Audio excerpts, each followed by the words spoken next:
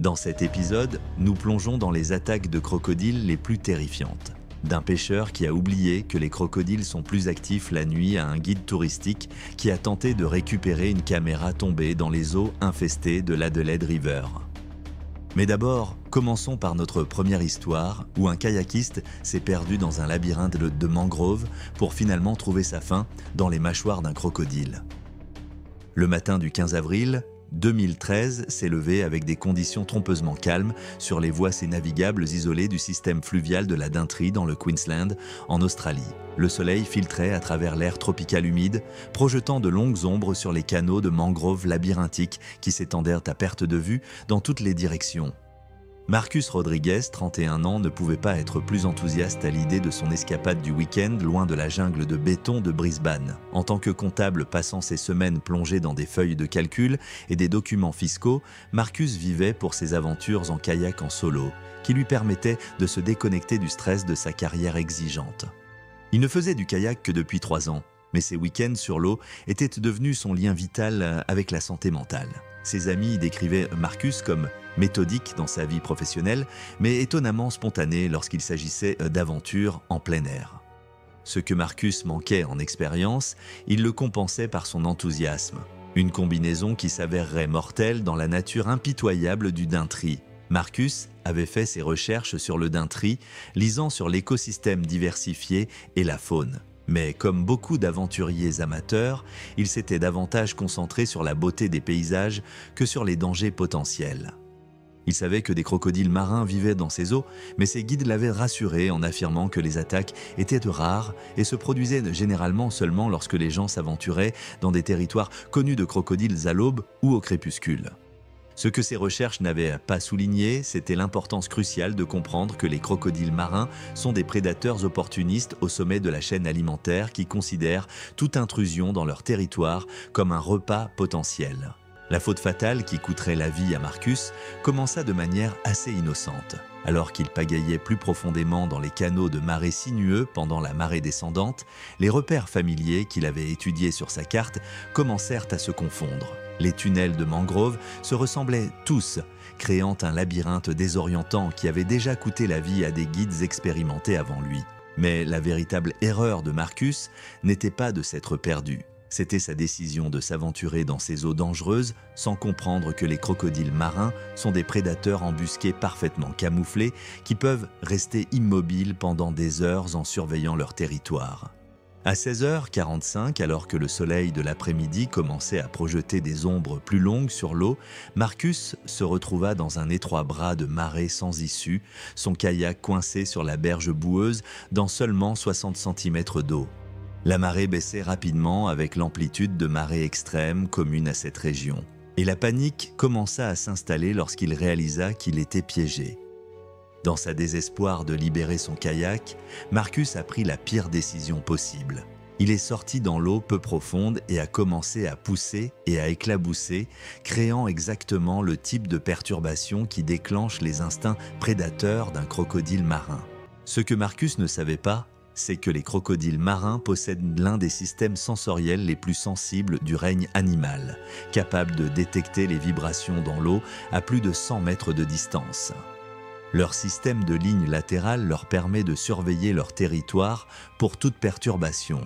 Et les bruits d'éclaboussure que Marcus faisait en luttant avec son kayak diffusaient ainsi sa position comme une cloche à dîner pour chaque crocodile dans la région. Le crocodile marin mâle de 14 pieds surveillait ce territoire depuis des semaines.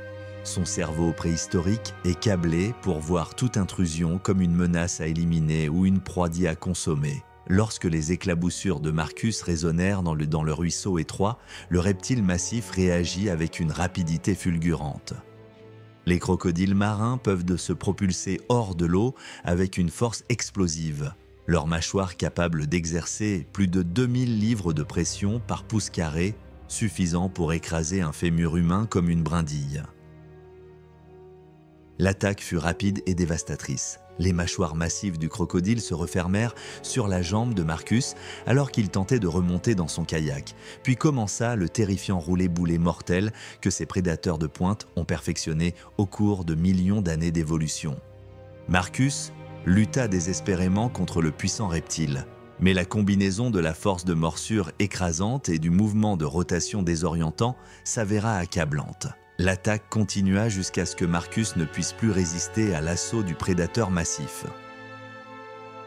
Les gardes forestiers ont découvert le kayak renversé de Marcus le lendemain matin après que sa famille ait signalé sa disparition. Son corps a été retrouvé plus tard dans la journée, portant les blessures indubitables d'une attaque de crocodiles marins.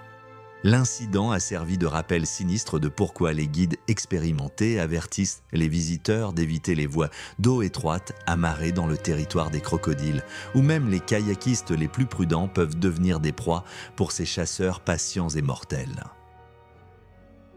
Mais tandis que les canaux d'Australie ont coûté une vie à cause d'une erreur de navigation, une autre tragédie se préparait à des milliers de kilomètres dans les eaux infestées de crocodiles du territoire du nord de l'Australie, où l'excès de confiance s'avérerait tout aussi mortel que de se perdre. Le 8 juillet 2014 a apporté des conditions de pêche parfaites au parc national de Kakadu dans le territoire du nord de l'Australie. Le soleil de fin d'après-midi peignait l'eau de nuances d'or et d'ambre, tandis qu'une brise légère créait juste assez de vagues à la surface pour cacher ce qui se cachait en dessous. Pour les dizaines de concurrents rassemblés pour le tournoi de pêche annuel du territoire du Nord, cela s'annonçait comme une journée idéale pour attraper le Barramundi Trophy qui rendrait leur voyage profitable. Jennifer Walsh, 28 ans, avait parcouru plus de 2000 miles depuis sa maison à Perth, spécifiquement pour cette compétition, sa première incursion dans les légendaires terrains de pêche du pays des crocodiles. En tant qu'infirmière dévouée qui travaillait de longues heures à l'hôpital général de Perth, Jennifer avait économisé pendant des mois pour se permettre ce voyage, le considérant à la fois comme des vacances et une occasion de tester ses compétences en pêche face à certains des pêcheurs les plus expérimentés d'Australie. Ses collègues la connaissaient comme quelqu'un qui abordait tout avec une détermination tranquille. La même précision méthodique qu'elle apportait aux soins des patients, elle l'appliquait à maîtriser l'art de la pêche en eau douce. Elle avait passé d'innombrables week-ends sur les rivières et les lacs autour de Perth, se forgeant une réputation parmi les clubs de pêche locaux pour sa patience et sa compétence technique. Ce qui manquait à Jennifer, c'était l'expérience des dangers uniques des eaux du territoire du Nord, où les crocodiles marins régnaient en prédateurs incontestés. Ses recherches portaient sur le comportement des poissons et les schémas d'alimentation, pas sur les tueurs préhistoriques qui faisaient de ces eaux parmi les plus dangereuses au monde. Lors du briefing du tournoi ce matin-là, Jennifer avait écouté poliment les organisateurs expliquer les protocoles de sécurité concernant les crocodiles, mais intérieurement, elle avait rejeté bon nombre des avertissements comme étant excessivement prudents. Elle avait pêché dans les eaux infestées de requins de l'Australie occidentale pendant des années sans incident, et dans son esprit, la probabilité statistique d'une attaque de crocodile semblait minime. Ce qu'elle ne comprenait pas, c'était la différence fondamentale entre les requins, qui évitent généralement les humains, et les crocodiles marins, qui considèrent tout ce qui se trouve sur leur territoire comme une proie potentielle. L'erreur fatale qui coûterait la vie à Jennifer est née d'une combinaison de compétitivité et d'une dangereuse confiance excessive. Malgré les avertissements clairs des organisateurs du tournoi concernant la présence de grands crocodiles marins dans la région, Jennifer a ignoré le conseil de pêcher uniquement depuis des bateaux ou des plateformes surélevées. Elle avait entendu des avertissements similaires concernant les requins dans les eaux de l'Australie occidentale et n'avait jamais rencontré de problème. Dans son esprit, les avertissements n'étaient qu'une protection standard contre les responsabilités. Bien sûr, des pêcheurs expérimentés n'organiseraient pas un tournoi dans des eaux vraiment dangereuses. Alors que le crépuscule approchait à 6h20 du soir, Jennifer s'est positionnée sur une berge boueuse qui offrait l'angle de lancer parfait pour les zones d'alimentation des barramundis.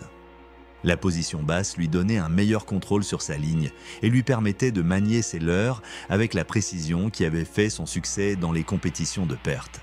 Les autres concurrents avaient suivi les avertissements et étaient restés dans leur bateau. Jennifer était convaincue que sa position au bord de l'eau lui donnerait l'avantage compétitif dont elle avait besoin pour se classer dans son premier tournoi dans le territoire du Nord.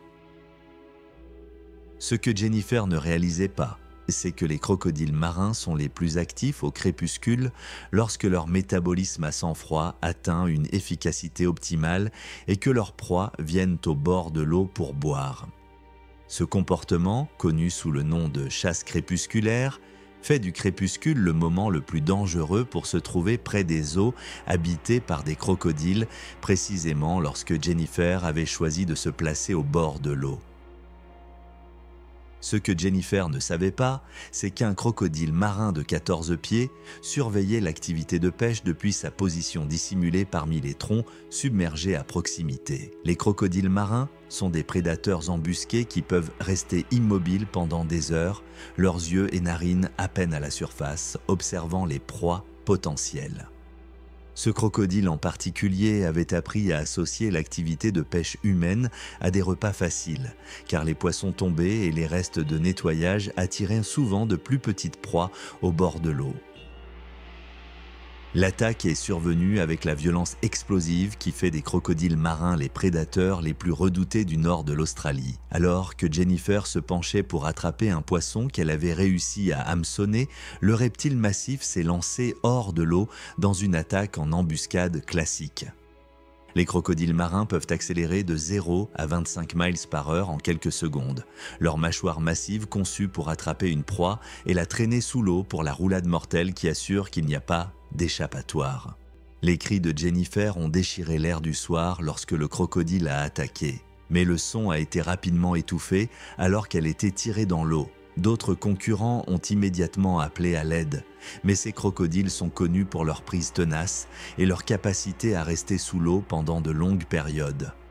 Les Rangers sont arrivés en 15 minutes, mais n'ont trouvé que l'équipement de pêche éparpillé de Jennifer le long de la berge boueuse et les traces caractéristiques de glissade où le crocodile était retourné à l'eau.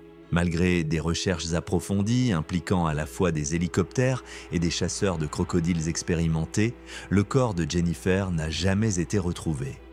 Les crocodiles marins attrapent souvent leur proie dans des repères sous-marins où la consomment entièrement, laissant peu de traces pour les chercheurs. L'incident a poussé les organisateurs du tournoi à mettre en place une politique stricte de bateaux uniquement pour toutes les compétitions futures en territoire de crocodile. Alors que les eaux de pêche compétitive du nord de l'Australie ont coûté une vie par excès de confiance, sur un autre continent, dans les rivières d'Afrique, un photographe animalier allait apprendre que même le matériel le plus expérimenté ne vaut pas la peine de risquer sa vie pour le récupérer. Le 3 septembre 2015 s'est levé frais et clair le long de la rivière Chobe au Botswana avec le genre de lumière parfaite dont rêvent les photographes animaliers.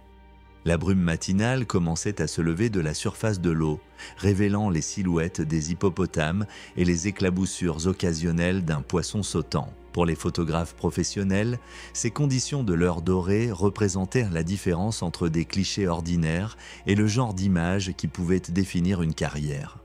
David Chen, 34 ans, avait voyagé depuis son domicile à San Francisco, spécifiquement pour capturer les interactions dramatiques de la faune qui ont rendu la rivière Chobe célèbre parmi les documentaristes de la nature. En tant que photographe indépendant dont le travail était apparu dans National Geographic et Wildlife Magazine, David avait bâti sa réputation en s'approchant plus près des animaux dangereux que la plupart des photographes n'osaient le faire. Son portfolio comprenait des gros plans époustouflants d'ours grizzly en Alaska, de pumas au Colorado et de grands requins blancs au large de la côte californienne, chaque image témoignant de sa volonté de prendre des risques calculés pour obtenir le cliché parfait. L'approche de David en matière de photographie animalière était méthodique et professionnelle. Il passait des semaines à rechercher chaque lieu, à étudier les comportements des animaux et à consulter des guides locaux sur le meilleur point de vue et le bon moment. Les amis de la communauté photographique décrivaient David comme intrépide, mais pas imprudent. Quelqu'un qui comprenait les risques qu'il prenait et prenait des précautions appropriées pour les minimiser. Son guide l'avait longuement informé sur le comportement des crocodiles, expliquant que ces prédateurs anciens étaient les plus dangereux lorsqu'ils semblaient ne rien faire du tout. David avait photographié des alligators en Floride et des caïmans en Amérique du Sud, mais son guide a souligné que les crocodiles du Nil étaient différents. plus grand, plus agressif et bien plus enclin à voir les humains comme des proies plutôt que comme des menaces à éviter. Le guide avait souligné à plusieurs reprises que l'eau cristalline du Chobé pouvait être trompeuse, rendant les crocodiles immergés presque invisibles jusqu'à ce qu'ils choisissent de se révéler. L'erreur fatale qui coûterait la vie à David fut un moment de décision impulsive, qui allait à l'encontre de tout ce qu'il avait appris sur le travail en territoire de crocodile. En photographiant un groupe d'hippopotames depuis la berge, son coûteux téléobjectif de 4 000 $ a glissé de son trépied et est tombé dans l'eau peu profonde à seulement 3 pieds du rivage. Pour un photographe indépendant dont les moyens de subsistance dépendaient de son équipement, l'objectif représentait des semaines de revenus et était essentiel pour le projet documentaire sur lequel il travaillait. À 7h10 du matin, malgré le cri immédiat de son guide pour qu'il s'arrête, David est entré dans l'eau pour récupérer son objectif tombé. C'était une décision prise en une fraction de seconde, motivée par la nécessité financière plutôt que par une réflexion attentive sur les risques. L'eau n'avait qu'1 mètre de profondeur et était d'une clarté cristalline. David pouvait voir l'objectif posé sur le fond sablonneux, et cela semblait être une simple affaire de s'y aventurer rapidement pour le récupérer. Ce qu'il ne pouvait pas voir, c'était le crocodile du Nil de 13 pieds qui était resté immobile parmi les roseaux, parfaitement camouflé et attendant exactement ce genre d'opportunité. Les amis décrivaient à Marcus comme méthodique dans son travail, mais étonnamment spontané lorsqu'il s'agissait d'aventures en plein air. Ce que Marcus manquait en expérience, il le compensait par son enthousiasme, une combinaison qui s'avérerait mortelle dans la nature impitoyable du Daintree. Marcus avait fait ses recherches sur le Daintree, lisant sur l'écosystème diversifié et la faune. Mais comme beaucoup d'aventuriers amateurs, il s'était davantage concentré sur la beauté des paysages que sur les dangers potentiels. Il savait que des crocodiles marins vivaient dans ces eaux, mais ses guides touristiques l'avaient rassuré en affirmant que les attaques étaient rares et se produisaient généralement seulement lorsque les gens s'aventuraient dans des territoires connus de crocodiles à l'aube ou au crépuscule. Ce que ces recherches n'avaient pas souligné, c'était l'importance cruciale de comprendre que les crocodiles marins sont des prédateurs opportunistes au sommet de la chaîne alimentaire qui considèrent toute intrusion dans leur territoire comme un repas potentiel. L'erreur fatale qui coûterait la vie à Marcus a commencé de manière assez innocente. Alors qu'il pagayait plus profondément dans les canaux de marée sinueux pendant la marée descendante, les repères familiers qu'il avait étudiés sur sa carte commencent à se confondre. Les tunnels de mangroves se ressemblaient tous, créant un labyrinthe désorientant qui avait déjà coûté la vie à des guides expérimentés avant lui. Mais la véritable erreur de Marcus n'était pas de se perdre. C'était sa décision de s'aventurer dans ces eaux dangereuses sans comprendre que les crocodiles marins sont des prédateurs embusqués parfaitement camouflés qui peuvent rester immobiles pendant des heures en surveillant leur territoire. À 16h45, alors que le soleil de l'après-midi commençait à projeter des ombres plus longues sur l'eau, Marcus se retrouva dans un étroit cul-de-sac de marée avec son kayak coincé sur la berge boueuse dans seulement 60 cm d'eau. La marée baissait rapidement avec l'amplitude de marée extrême commune à cette région et la panique commença à s'installer lorsqu'il réalisa qu'il était piégé. Dans sa désespoir de libérer son kayak, Marcus a pris la pire décision possible. Il est sorti dans l'eau peu profonde et a commencé à pousser et à éclabousser, créant exactement le type de perturbation qui déclenche les instincts prédateurs d'un crocodile marin. Ce que Marcus ne savait pas, c'est que les crocodiles marins possèdent l'un des systèmes sensoriels les plus sensibles du règne animal, capable de détecter les vibrations dans l'eau à plus de 100 mètres de distance. Leur système de lignes latérales leur permet de surveiller leur territoire pour toute perturbation. Et les bruits d'éclaboussure que Marcus faisait en luttant avec son kayak diffusaient sa position comme une cloche à dîner pour chaque crocodile dans la région. Le crocodile marin mâle de 14 pieds surveillait ce territoire depuis des semaines. Son cerveau préhistorique est câblé pour voir toute intrusion comme une menace à éliminer ou une proie à consommer. Lorsque les éclaboussures de Marcus résonnèrent dans le ruisseau étroit, le reptile massif réagit avec une vitesse fulgurante. Les crocodiles marins peuvent se propulser hors de l'eau avec une force explosive, leur mâchoire capable d'exercer plus de 2000 livres de pression par pouce carré, suffisamment pour écraser un fémur humain comme une brindille.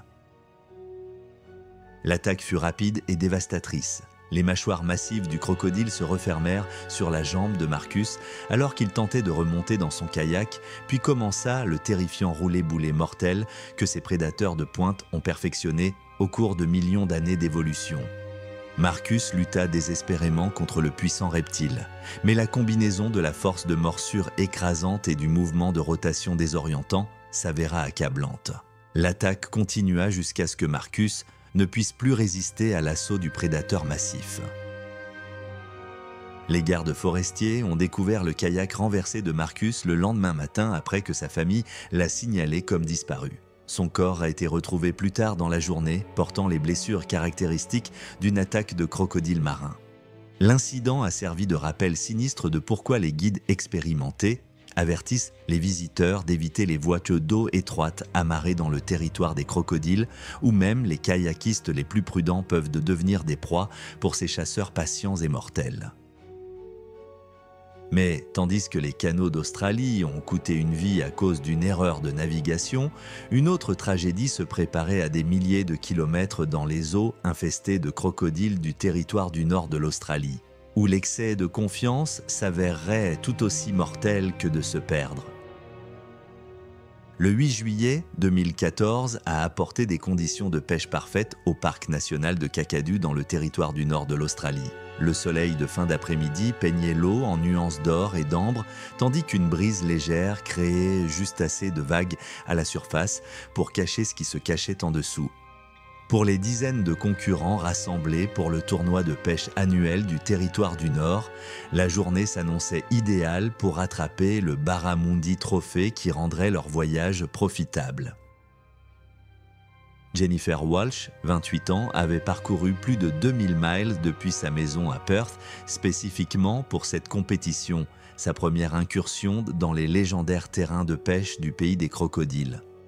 En tant qu'infirmière dévouée qui travaillait de longues heures à l'hôpital général de Perth, Jennifer avait économisé pendant des mois pour se permettre ce voyage, le considérant à la fois comme des vacances et une occasion de tester ses compétences en pêche face à certains des pêcheurs les plus expérimentés d'Australie.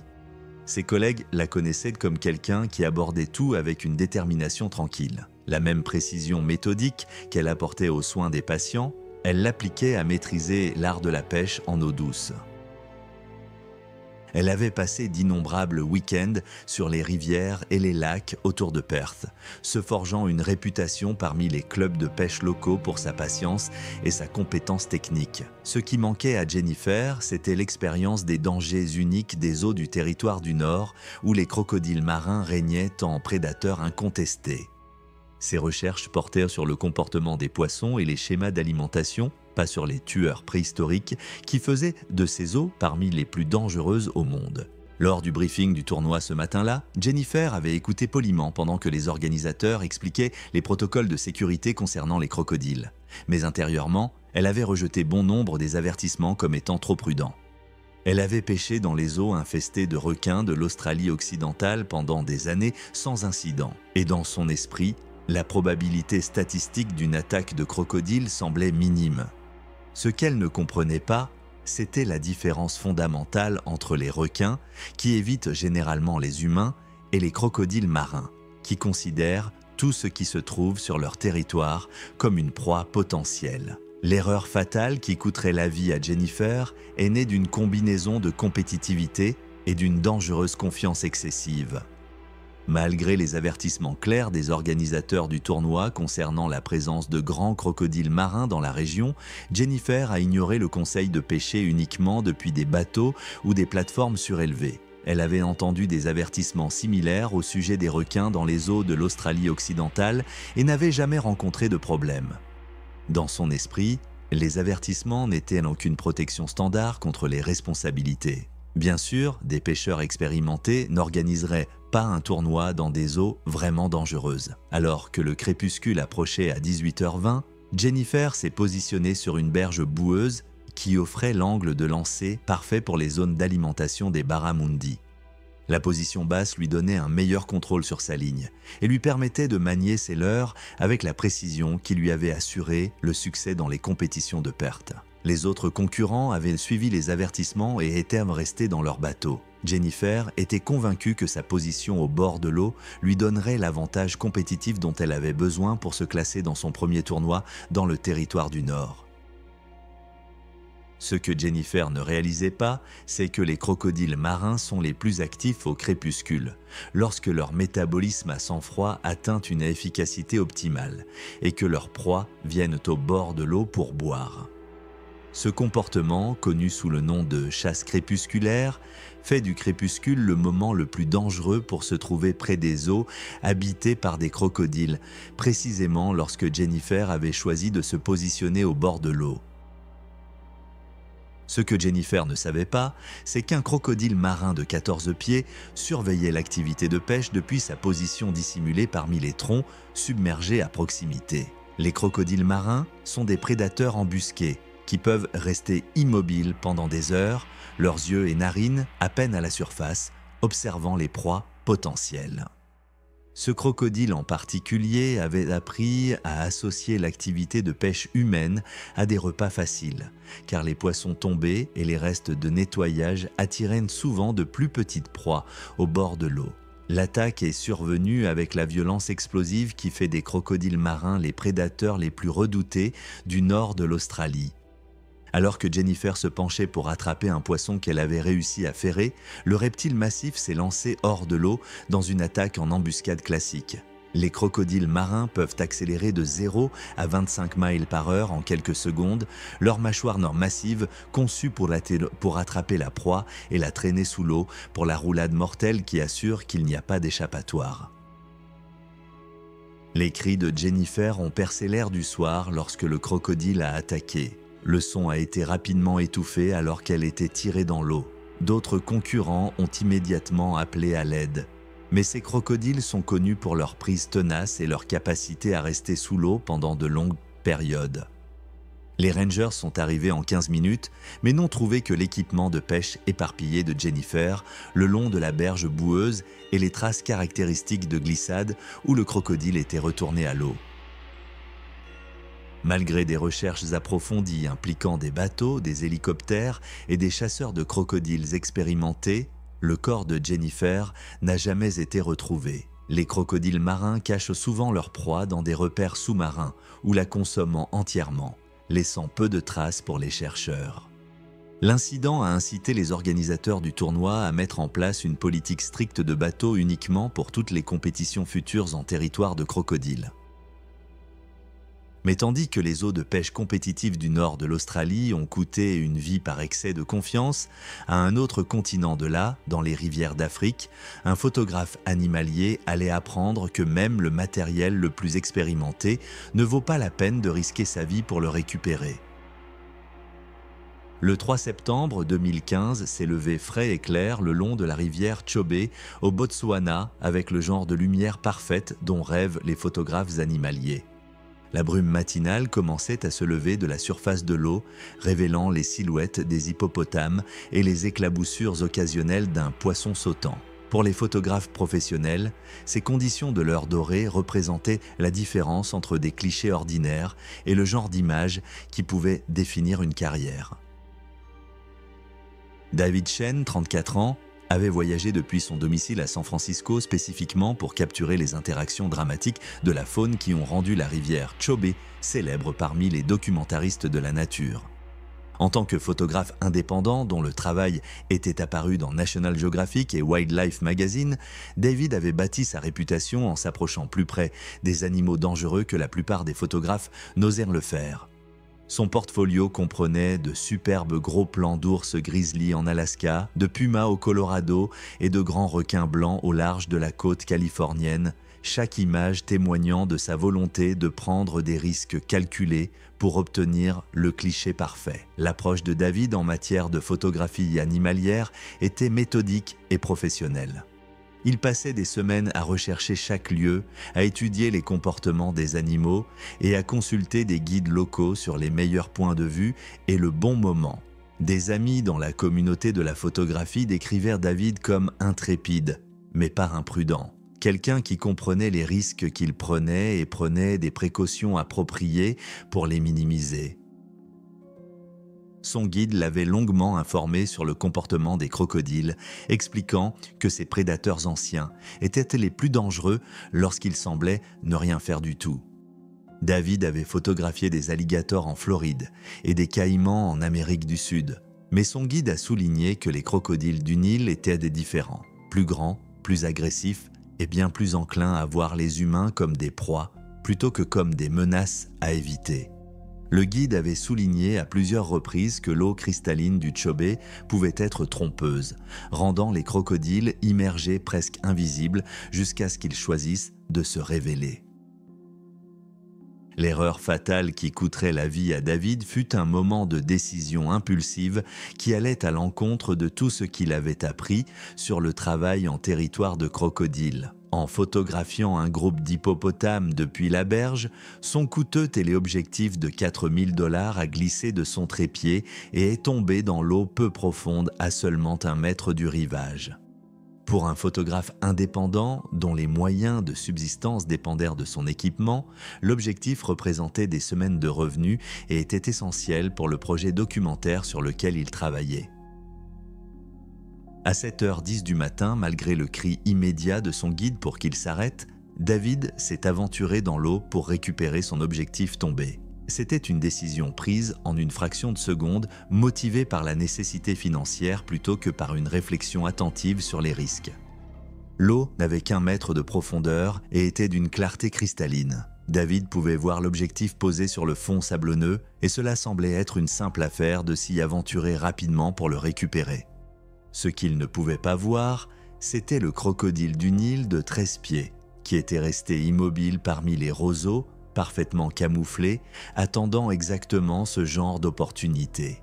L'attaque s'est produite si rapidement que les touristes ont à peine eu le temps de comprendre ce qu'ils voyaient. Brutus s'est lancé plus haut que d'habitude hors de l'eau, ses mâchoires massives se refermant sur le torse de Carlos, l'entraînant dans la rivière avec une force irrésistible. Les dents dentelées du crocodile, conçues pour saisir les proies qui se débattent, pénétrèrent profondément dans la poitrine et l'abdomen de Carlos, alors que le reptile massif commençait la roulade mortelle qui rendrait toute évasion impossible. Les cris des touristes remplissaient de l'air alors que Carlos disparaissait sous la surface avec le crocodile massif. Les autres bateaux de tourisme dans la région ont immédiatement appelé à l'aide d'urgence par radio. Mais les crocodiles marins sont connus pour leur prise tenace et leur capacité à rester sous l'eau pendant de longues périodes tout en maîtrisant leur proie. L'attaque s'est produite sous les yeux horrifiés des touristes, qui garderaient ce souvenir traumatisant pour le reste de leur vie. Les services d'urgence sont arrivés en 21 minutes, mais le mal était déjà fait. Le traumatisme massif infligé par l'une des machines à tuer les plus efficaces de la nature s'était avéré fatal. Le corps de Carlos a été retrouvé plus tard dans la journée, portant les blessures indubitables d'une attaque de crocodile marin. Brutus, suivant ses instincts naturels, avait traité Carlos exactement comme il l'aurait fait avec toute autre proie, s'aventurant trop près de son territoire. L'incident a conduit à des changements immédiats dans la conception des bateaux de tourisme et les protocoles de sécurité dans tout le territoire du Nord. Des rambardes de bateaux plus hautes et des politiques strictes de non-atteinte ont été mises en place pour tous les opérateurs de tours de crocodile, garantissant que la mort de Carlos servirait de catalyseur pour des mesures de sécurité améliorées. La tragédie a également relancé les discussions sur les risques inhérents au tourisme de la faune sauvage et la fine ligne entre offrir des expériences palpitantes et maintenir des marges de sécurité adéquates. Merci d'avoir regardé. Vous voulez en voir plus? Cliquez sur votre écran maintenant.